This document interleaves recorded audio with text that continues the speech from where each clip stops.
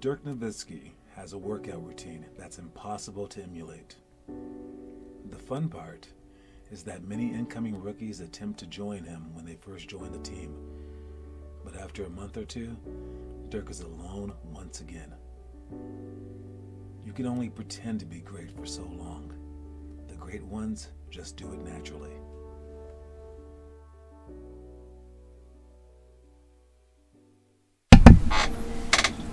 Imagine the toughest game atmosphere. What up? Hey guys, I'm checking in here on Wednesday. Live stream coming at you, Limitless Hoops. Just reading through our book, man. If you're trying to follow along, you are a beast. Because even trying to follow along with this thing, it's tough. I don't know. I really don't know if I would have, okay? Because I always think this back and forth. If I were in this program, would I be doing it? And I can't say that I would, because I was given books like this in school. And I didn't really open up those books. I did my homework and stuff, but was I just reading through the book on my extra time and things like that? And for a sport, it's supposed to be fun, right? Were the books ever fun that I was reading through? Definitely not the history books. Science, not until I was in college did I find joy out of reading some of the textbooks. I'm not sure. I did like math a whole bunch, but it was mostly doing the problems. I'm not sure. So, if you're doing this, man, you're not a normal kid. If you're doing this, you have some extraordinary things inside of you. All right, so congratulations for having those things inside you. And again, I can't say whether I would have done them or not. So, the ones who are doing it, we used to have Connor, but now we have Kiernan, Noah, and Tails giving it a go as well. Alright, so congrats to you three, and to the other 60 of you guys out there who are currently in our program. Come on, at least try. I know I would have tried. Alright, I'm a pretty competitive person, so I think I would have just kept going as well. Pretty sure if even one kid was kind of doing it, I would have done it perfectly. Because that is my attitude, but it's in a book, so that would have been the tough part. But it's also posting things online, which I'm a nerd. I would have liked that a lot. It's also basketball, which I love that. So I don't know. Anyways, you guys can let me know whether you would do it or not by posting in the comment section, but by actually doing it and posting to our homework section. Anyways, we're gonna start our show off with, what are we talking about here today? I believe we have some games coming up here, right? It's game time. All right, for those of you guys who are signed up for our games, especially this weekend, know that we have only one game on Saturday, but we have so many games on Sunday. All right, so just to read those out, so that you can know that I once told you about something or other here. All right, we have, let me see, where is it? Let's go right there. We got a 3 o'clock game on Saturday for the high school. Got 5 kids signed up for that one. All right, then we have a 10 a.m. game on Sunday for the high school.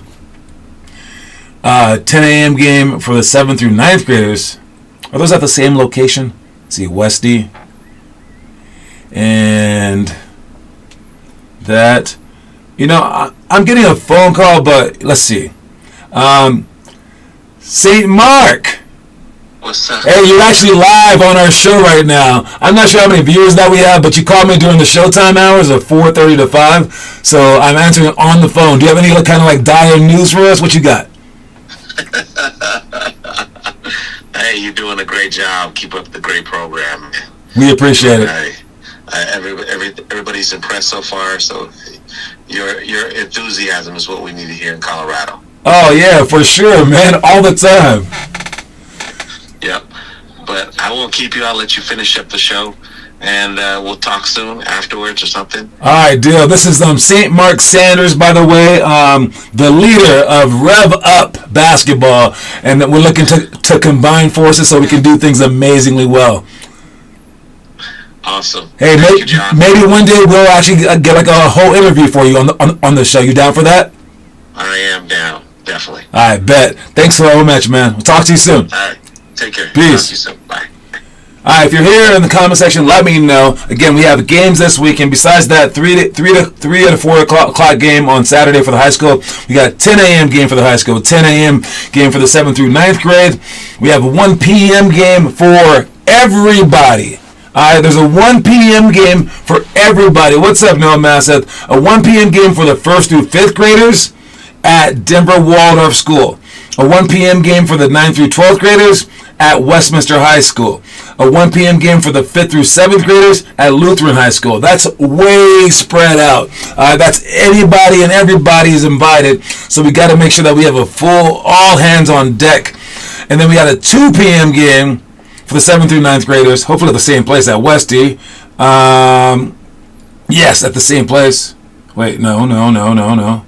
Yeah, about the same place. All right, and then we got a 3 to 4 o'clock game for the 1st through 5th graders at Denver Waldorf School. All right, so that's, again, a lot of running around. I'm pretty sure you guys can make it to all those games. Yeah, it seems like it matches up, but that's a ton of games. We're going to have to split up our coaches as well. So sign up for this weekend. Show up. I will reiterate all this stuff at workouts tonight. So hopefully I will see you guys there. What's the next thing that we're talking about here? We got our party on October 8th. I will also be mentioning this. I tried to get a band, but the band is already booked for that weekend. I might look around. Who knows? Maybe. I don't know what we're going to do for that. But we will definitely be having the store and meeting up for to watch our high schoolers play. I'm going to send out a text message to every single person in our program as well to make sure that as many people are there as possible so you guys can spend your coins. All right. Other than that, we got the NCAA. All right. Not just our season, which goes year round, is going. We also have the NBA season about to start up here, right? But if you were in the NCAA, I know you guys want to make college basketball. Right now is September, and we're toward the end of September. You know what you would be doing right now? Well, September is when like all the open gyms start, but toward the middle of September, right about now, is when you would start conditioning. And colleges do it differently. Some colleges go every morning at 6 a.m. you have running, or maybe Monday, Wednesday, Friday. And when they run you until someone throws up. It's crazy. Probably like the worst workouts of my entire life were those morning workouts. We would do like 30 minutes of defense and then like 30 minutes of just sprints. And if your team like ran slowly for one time, you would like be like screwed because then you have to repeat that run. And it was crazy. But I went to one school where he was like, I'm not going to kill you guys. We're just going to run 6 times in the month of January. Just 6. Just on Tuesdays and Thursdays. And we're like, what? Oh man, but those runs were harder than anything. Like literally, like it would ruin our whole day.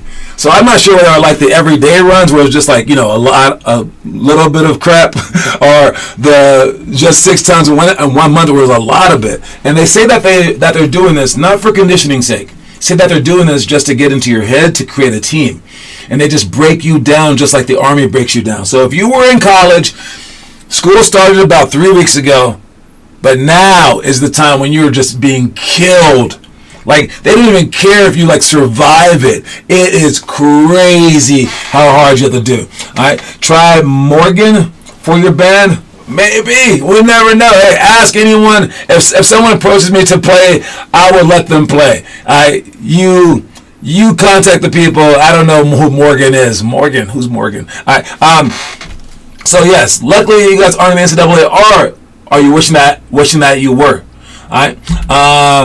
Already talked about that. We are moving on to our quote of the day. Quote of the day is, nothing ventured, nothing gained. I'm not sure who said this, but it's being said right now. It's the quote of the day. Forward quote of the day is, nothing ventured, nothing gained. All right? If you don't try to be great, you will never be great. Basically is what that's trying to say. All right? I look like I have a speech bubble above me. But yes, nothing ventured. Like adventures, like going on an adventure, like taking chances in life. Nothing gained. What you gonna get from it? All right. So take chances out there. Go for the gusto. Try to do this book. All right, try to do all that stuff. All right, so that you can maybe make the NBA. Don't just be like, I'm not going to make it, therefore I won't try. No, like everyone who's ever done something great in life, or at least like the very, very, very high percentage of it, 99.9999%.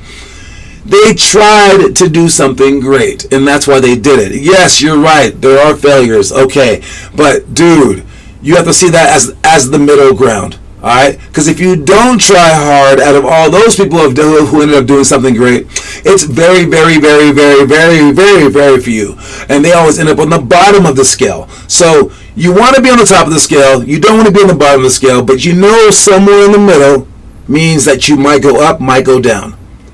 I would rather you be somewhere in the middle. Go for it.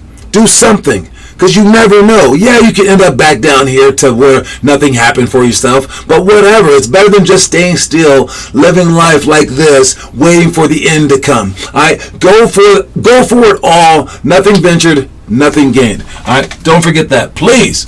Our itinerary for the day.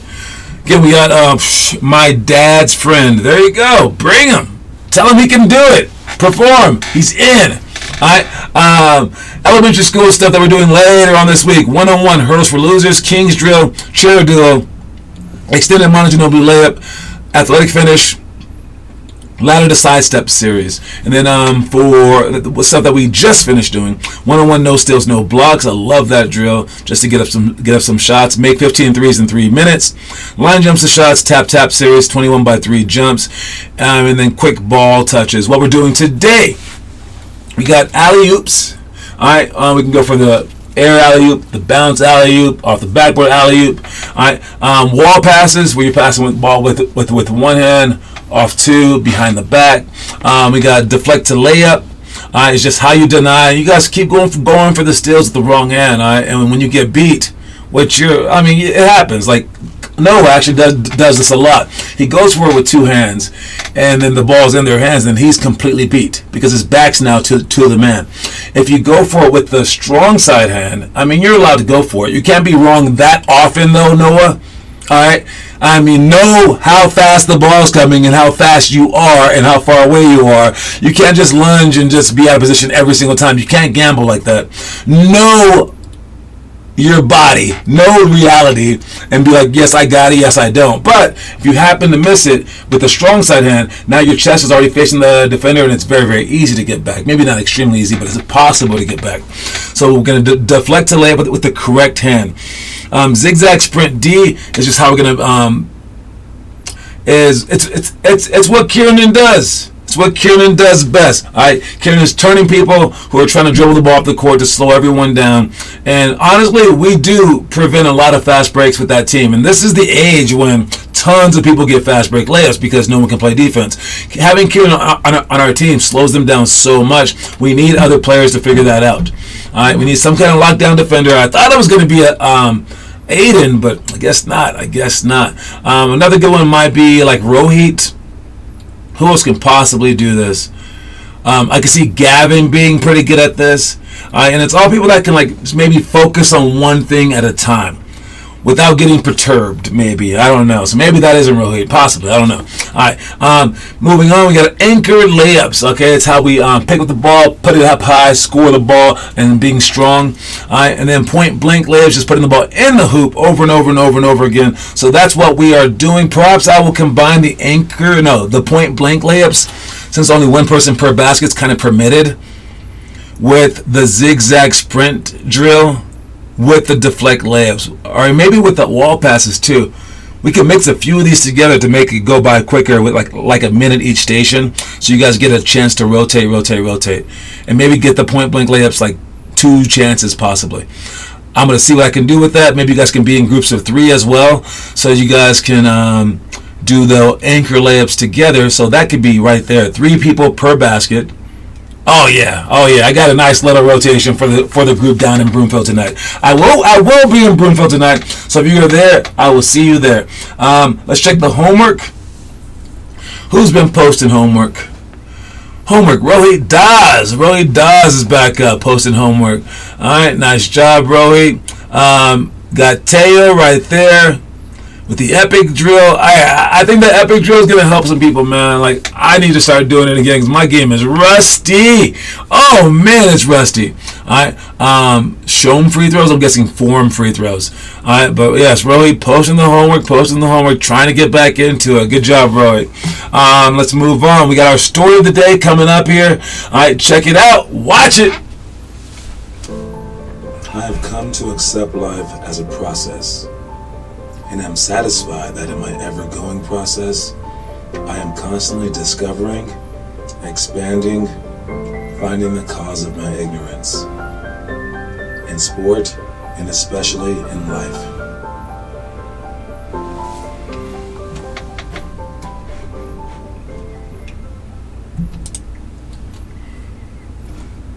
So yeah, a lot of people talk about the process of things, right? Where like it's like the 76ers have a process, right? You going through a process. Some of you guys are going through like puberty as a process, right? And it's things that go up and down, right? And what this saying just said, it said, I have come to accept life as a process, and I'm satisfied that in my ever-going process, I am constantly discovering, expanding, finding the cause of my ignorance in sport and especially in life. We had a fight the other day. I wasn't there, but I heard about it, and you know, I'm certain it's like one of the many other fights that I've seen in basketball. Okay, it happens. But if we don't learn from the ignorance involved in that, then the fight was worthless. You can actually turn anything negative into a positive by doing things a certain way. So again, if you have to accept that life isn't just going to be handed to you. It's going to be a process. It's going to be a step-by-step deal, right? And you are constantly, like all the time, figuring out who you are, right? I talk a lot about the personality test and things like that. Little kids can't even take the test because they have no clue who they actually are, which is weird because you're around yourself all the time. But I remember like back in the day when I used to like tell people what I'm thinking, and they would be like, dude, do you ever stop thinking? And I'm like, you stop thinking? I didn't know it was possible to stop thinking. Now maybe I think too much, maybe, I don't know.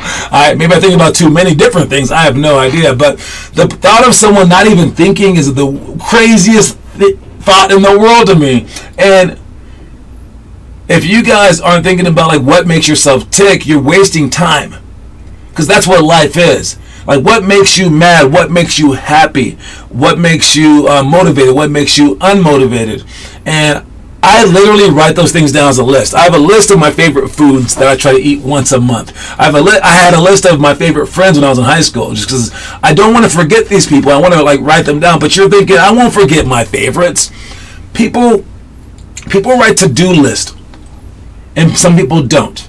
This guy wrote a book called The Checklist Manifesto, where he went to different hospitals and he made them do a checklist. The hospital agreed to it. The doctors were mad. Okay, they were mad. They're used to just doing their job, like washing their hands, doing this, blah, blah, blah, scalpel, okay, do this. Now they had to do a checklist every single time that they did anything. So there was just like, alright, checklist says put on my shoes, okay. Checklist says wash my hands, okay. Checklist says get the scalpel, okay. They were so mad about it. After a few months, they checked the results from the checklist. The amount of deaths plummeted at that hospital. They saved like, I don't know, like so many more people than they had saved in the past. And it was because of small things like making sure that you washed your hands, making sure that you did this, making sure that you, and it's all annoying until like you check it off until the results come in. So for you guys, what I would say is mark down the things that you discover about yourself. All right, so that you can like find joy in certain things in life, so that you can remember to do certain things that will make you better in life. All right, and then again, you're constantly discovering, expanding, You're constantly growing in who you are. You're not the same person that you were 5 years ago, hopefully. You're always expanding who you are, expanding your thoughts, broadening your mind. And you want to find the cause of your ignorance. Why don't you know certain things? And you find the cause of it. Why do you hate certain types of people? You find the cause of it, and then you fix it. And then one more time, I have come to accept life as a process, and I'm satisfied that in my ever-going process, I am constantly discovering, expanding, finding the cause of my ignorance in sport and especially in life. All right, so that's the story of the day. Make sure that you understand it. Come right back after this.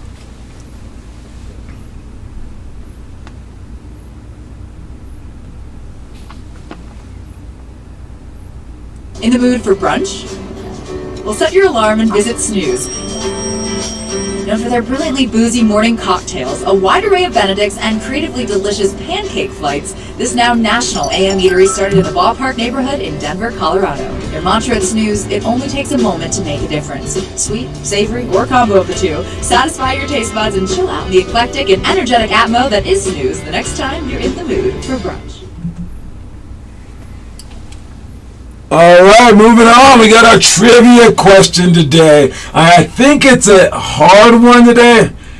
Possibly easy. No, it's an easy one to look up. It's a hard one to actually know. I actually took this question in an actual quiz online, and it had 4 choices. I had to choose between the 4 choices. I got this wrong 3 times. So, I think it's a hard question. If anyone knows this off the bat, don't lie. Say that you did it in the comment section without looking it up. That's amazing, okay? Because, I had no clue. The question is this. Who was the first Detroit Piston to win the 6th Man of the Year award? That's the question. The Pistons have had a long, huge history, but the 6th Man of the Year award, I don't know when it started off, but it didn't start off too long ago. 6th Man of the Year award, let's see this thing. When did it start off? It started off in 1982, so they've been giving it out for about 40 years now, and the Detroit Pistons has been good for a long time as well. But when was their first winner of the 6th Man of the Year award? And think about this, man. It's hard to be a 6th man. You gotta come off the bench totally cold and just go in there and just get ready. I mean, it's crazy. So with the Pistons, my choice was Benny the Microwave Johnson. Because he was called the Microwave. He heated things up right away. So I'm like, that dude got 6th Man of the Year. But I'll give you a hint. It was not him. It was not him. And I was surprised. I was like, what? Seriously? So I got that one wrong. But let's see if you guys can get it right. You have until the end of the show. That's just about 7 more minutes. So if you happen to be watching, that's the trivia question today. Good luck to anyone who's out there. And the question is, who was the first the first Detroit Piston to receive the 6th Man of the Year award? And I'll tell you guys at the end what the answer is. Alright, anyways, moving on. We got our movie of the day and our challenge of the day. Okay, the challenge is this is the 12th grade one, since we're here toward the end of the month. Alright, the 12th graders, you continue with day 30 of your choice of the Hall of Fame workouts. Feel free to choose a new workout daily. See details online to download the app that will supply you with the unique drills each day. Follow your dreams. All right. And yes. If you do the Hall of Fame workouts, they're in our Legends section on the Limitless Hoops page. You get to click on the Hall of Fame workouts. Right now on our site, any of our Hall of Fame members, they have a workout that I've assigned for them and to them. You can do those as well. It's a nice little thing. Now, as for the movie of the day, the 12th grade movie of the month is Sunset Park. I love talking about this movie. It's a really cool movie, fun. I can't say it's a great movie, but it was really cool. The chant goes, "It's time to get live. It's time to represent Sunset Park. What time is it?" It was right. I think I was like in high school, definitely. And it was, I wouldn't say this movie meant a lot, but it was very, very fun. I gotta say. And again, one scene they're having a fight, like you guys were having a fight. What the heck? Stop doing that, kids. Yeah, and kids are stupid sometimes, and that's what it is. And the coach had to like learn how to control all this stuff. And the coach was this little lady. Little old lady, Rhea Perlman. She's from the show Cheers. Danny DeVito's wife. Little small lady, and little small like white lady, and she's in the hood, and she decides to coach the basketball team because they get paid extra money if they decide to coach the team, and no one wants to coach the team because the team is so bad. So obviously she starts coaching, and like fights break out. They bring like knives on the freaking like school bus. Like it was crazy, right? And but she figures out like all these like the little intricacies of the whole team to put them all together in a certain way. So it's your typical movie, but it's done in such a fun way where like I like these characters. Like almost every character has like, this cool thing about them. But yeah, I definitely recommend this movie. If you watch it, you 12th graders out there, do a movie report on it. Put it on our site in the homework section. You might get a coin. And yeah, that's about it. So everybody, watch your movies of the month. The next time that we have the show, I will talk about my favorite movie, best movie, and funniest movie from the entire list for this month. All right, moving on. We got, what do we have here? We got Kyrie. All right, so Stephen A. says he'll never speak to Kyrie ever again, probably because Kyrie's mad at him for talking trash about him online, but he's saying that Kyrie deserves the trash talk. So what do we think about Stephen A.? What I think is you can't convolute basketball in real life. I really do believe that. Do I think Kyrie's right? I do not. I have thought he has been right in the past. Like when he decided to skip the bubble for civil rights. I can see that. Especially since he wasn't playing then. But I guess he could have played then. But then he also skipped it for the vaccine. He skipped basketball for the vaccine. But before that, he skipped it because of an injury. But you can see all that stuff. What Stephen A. tries to say here is a good point. As much as I don't agree with him. I believe that Kyrie should be allowed to do whatever he wants, one. Two, the things that he was standing up for are things that he believes in, and a few of those things were huge things, and they are more important than basketball. But Kyrie also missed because of a birthday party. So if you want to be that guy that's there for your team, these once-in-a-lifetime moments must be once in a lifetime. So like a great reason to miss practice would be we had a flat tire. But if you have a flat tire once a week, or like you had a flat tire, then the next week you were sick, then the next week you hurt your ankle. Any one of those would have been a great reason to miss. But all of them either means one of two things. One, that you are soft, and like you're just making up stuff and you're lying and like whatever. Which probably isn't the case. Sure. Your priorities are probably right in place. Okay, sure. But that is a possibility where maybe your priorities aren't in place. Two, you're the unluckiest person in the entire world. Either way, a team can't use you. Because if you're there, you're there. If you're not there, literally anyone on earth is better than you are to have on their team. So try to minimize those moments. So if your ankle barely hurts, show up anyways. So that you can save up for the opportunity to miss later. Because you're going to have some big moments when you have to miss. And when you do, you want them saying, dude, this guy never misses. It must have been something so important like that. So with Kyrie, I think that Kyrie is in the wrong. I also think Stephen A is in the wrong, but for different reasons. Because again, and at the end of the day, it is just a game. It is just a game. But at the end of the day, it is just money. It is just our team. And it is just cutting you. So that's the way it is. And that's how I would see it if I were them. Don't forget that the quote of the day, you guys, is nothing ventured, nothing gained. That's my time. I will see anyone tonight at 7 o'clock for the Denver one. We have it at 6:30 for the Centennial one, or the Aurora one, whichever one you want to see it as. All right, we will have it at 6:30. All right, we also don't have practice, and for the Centennial one, on Friday. That gym is closed, but you can still come to the Denver one or to the Broomfield one. All right, that's all that we have. I'll talk to y'all soon. Reese's Pieces, everybody.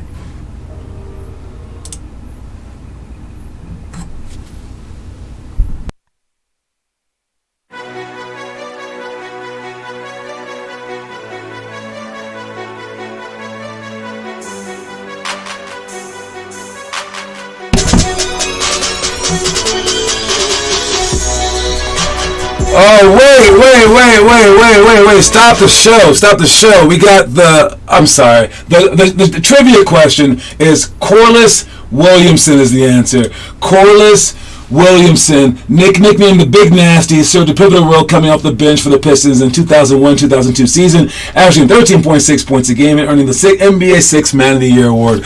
Now we can leave. Now, exit the show. Let's go.